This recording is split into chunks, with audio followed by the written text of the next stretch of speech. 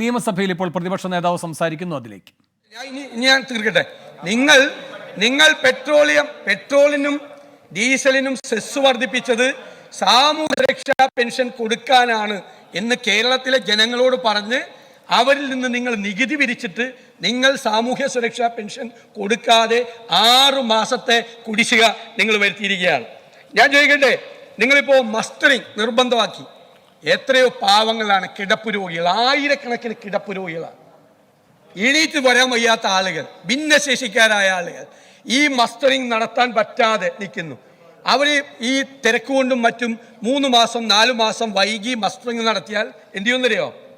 ആ മസ്റ്ററിങ് നടത്താത്ത പീരീഡിലെ പെൻഷനങ്ങ് വേണ്ടാന്ന് വയ്ക്കും, ഒഴിവാക്കും. എന്നിട്ട് മസ്റ്ററിങ് നടത്തിയ അന്ന് മുതൽ പെൻഷൻ കൊടുക്കും. അവർ ജീവിച്ചിരിക്കുന്നുണ്ട് എന്നാണ് അറിയാൻ വേണ്ടിയിട്ടാണ് മസ്റ്ററിങ് നടത്തുന്നതെന്നാണ് പറയുന്നത്. ഫെബ്രുവരിയിൽ മസ്റ്ററിങ് നടത്തേണ്ടത് ഓഗസ്റ്റിലാണ് നടത്തുന്നതെങ്കിൽ ഓഗസ്റ്റ് നടത്തുമ്പോൾ ആൾ ജീവിച്ചിരിക്കണ്ടല്ലോ. ഫെബ്രുവരിയിൽ മരിച്ച ആൾ ഓഗസ്റ്റിൽ ജീവിച്ചു വരുമോ? എന്നിട്ട് എന്ത് ചെയ്യും? ഫെബ്രുവരി, March, April, May, June, July ഈ 6 മാസത്തെ പെൻഷൻ അവരുടെ റദ്ദ് ചെയ്യും. ഇത്ര ഉത്തരവാണ്, സർക്കാർ ഉത്തരവ്. ആരോടാണ് നിങ്ങളിത് കാണിക്കുന്നത്? ഈ പാവങ്ങളോടാണ് നിങ്ങളിത് ചെയ്യുന്നത്. ഇത് തളർന്നു കിടക്കുന്ന പാവങ്ങൾ, അവർക്ക് പറ്റാത്തതുകൊണ്ടാണ് അക്ഷയയിൽ പോയി മറ്റത് പോയി മസ്റ്ററിങ് നടത്താൻ പറ്റാത്തതുകൊണ്ടാണ്. തളർന്നു കിടക്കുന്ന പാവങ്ങളോടാണ് വൈകിപ്പോയി. അതുകൊണ്ട് നിങ്ങൾ ജീവിച്ചിരിക്കുന്നതായിട്ട് നേരത്തെ തെളിവ് തന്നില്ല, വൈകിയാണ് ജീവിച്ചിരിക്കുന്നതായിട്ട് തെളിവ് തന്നത് എന്ന് പറയാണ്. നിങ്ങളിങ്ങനെ ബഹളം ഉണ്ടാക്കില്ലേ? കാരണം നമ്മൾ എല്ലാ ദിവസവും കാണുമല്ലേ, ഈ പാവങ്ങളെ കാണുമല്ലേ, നിങ്ങളും കാണുമല്ലേ.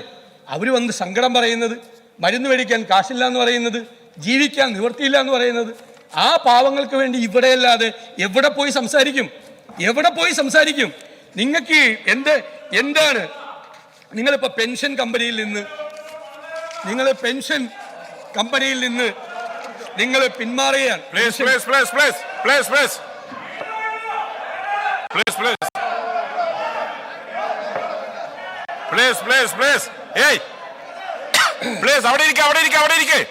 ഈ ഭാഗം ഒന്നിരിക്ക്, അവിടെ ഇരിക്ക്. അദ്ദേഹം സൈലന്റായി, നിങ്ങൾ സൈലന്റാവും, അവിടെ സൈലന്റായി. പ്ലീസ് ഞങ്ങൾ ചോദിച്ചു, ഇവിടെ ഈ നിയമസഭയിൽ ചോദിച്ചിട്ടുണ്ട്, എന്താണ് നിങ്ങളുടെ പ്രയോറിറ്റി? ഈ പാവങ്ങൾക്ക് പെൻഷൻ കൊടുക്കുന്നതാണോ നിങ്ങളുടെ പ്രയോറിറ്റി? നിങ്ങളുടെ മുൻഗണനകൾ എന്താണ് എന്ന് ഞങ്ങൾ ചോദിച്ചു. അപ്പോൾ നിങ്ങൾ ഇതുപോലെ ബഹളം ഉണ്ടാക്കി, ഇതുപോലെ ഞങ്ങളെ പരിഹസിച്ചു. ഇപ്പോൾ പത്രവാർത്തകൾ ശരിയാണെങ്കിൽ 14 ജില്ലാ കമ്മിറ്റികളിൽ നിങ്ങളുടെ 2 പാർട്ടിയുടെയും ആ പ്രവർത്തകർ ചോദിക്കുന്നുണ്ട്, ഇതാണോ നിങ്ങളുടെ പ്രയോറിറ്റി എന്ന് ചോദിക്കുന്നില്ലേ? പത്രവാർത്തകൾ ശരിയാണെങ്കിൽ. ഈ പത്രവാർത്തകൾ ശരിയല്ലെങ്കിൽ ക്ഷേമ പെൻഷൻ വിഷയത്തിൽ പ്രതിപക്ഷ നേതാവ് വി ഡി സതീശൻ നിയമസഭയിൽ സംസാരിക്കുന്നതിന്റെ ദൃശ്യങ്ങളാണ് കണ്ടത്.